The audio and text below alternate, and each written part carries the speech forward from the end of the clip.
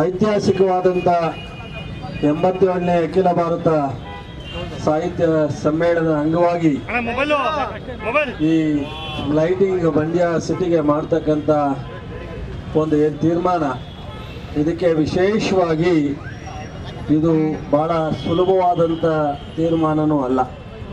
ಕಾರಣ, ಅನೇಕ ಸಭೆ ಸಮಾರಂಭದಲ್ಲಿ ನಗರ ಪ್ರದೇಶಗಳಲ್ಲಿ ನಡೀತಕ್ಕಂಥ ಖಾಸಗಿ ಇರ್ಬೋದು, ಸರ್ಕಾರ ಇರ್ಬೋದು, ವೈಯಕ್ತಿಕವಾಗಿರ್ಬೋದು, ಲೈಟಿಂಗ್ ಅರೇಂಜ್ಮೆಂಟ್ನ ಅವರವರ ಶಕ್ತಿ ಅನುಸಾರ ಸಹಜವಾಗಿ ಮಾಡ್ಕೋತಾರೆ.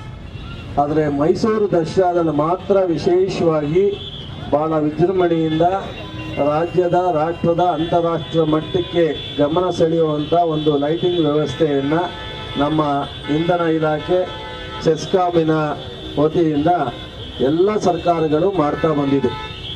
ಆದರೆ ನಮ್ಮೆಲ್ಲ ಶಾಸಕರ ಕೋರಿಕೆ ಮತ್ತು ವಿಶೇಷವಾಗಿ ಸ್ಥಳೀಯ ನಗರದ ಶಾಸಕರು ರವಿ ಗಡಿಗ ಅವರ ಒತ್ತಾಯ, ಇದನ್ನೆಲ್ಲ ಬಹುಶಃ ಪ್ರಾರಂಭದಲ್ಲಿ ನಮ್ಮ ಜಿಲ್ಲಾಡಳಿತ ಎಲ್ಲ ನಾವು ಡಿಸ್ಕಸ್ ಮಾಡಿದಾಗ ಇದು ಕಷ್ಟಕರವಾದಂಥ ವಿಚಾರ, ಇದು ಸಾಧ್ಯ ಆಗದೇ ಇರುವಂಥದ್ದು ಅಂತ ನಾನು ಸಹ ಕೈ ಬಿಟ್ಟಿದ್ದೆ.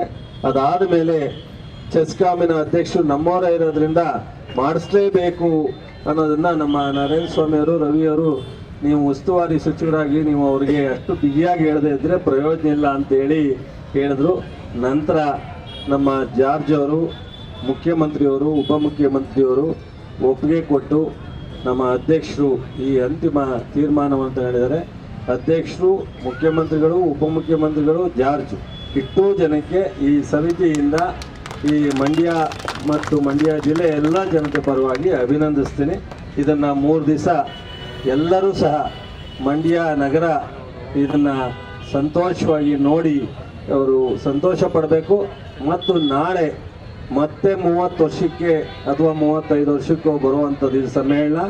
ದಯಮಾಡಿ ಪ್ರತಿಯೊಬ್ಬರೂ ಸಹ ಈ 3 ದಿವಸ ಈ ಸಮ್ಮೇಳನವನ್ನು ಬಂದು ನೀವೆಲ್ಲರೂ ಸಂತೋಷವಾಗಿ ಭಾಗವಹಿಸಬೇಕು ಅಂತೇಳಿ ವಿನಂತಿ ಮಾಡಿ, ಪ್ರತಿ ದಿವಸ ಸಾಯಂಕಾಲ ಹೊತ್ತು ರಸಮಂಜರಿ ಕಾರ್ಯಕ್ರಮ ಇರುತ್ತೆ. ಗಾಡಿ ಚಾಲಕ ಗಾಡಿ ಈಗ ನಾಗಮಂಗಲದಿಂದ ಬಂದೈತೆ. ಹೌದಾ?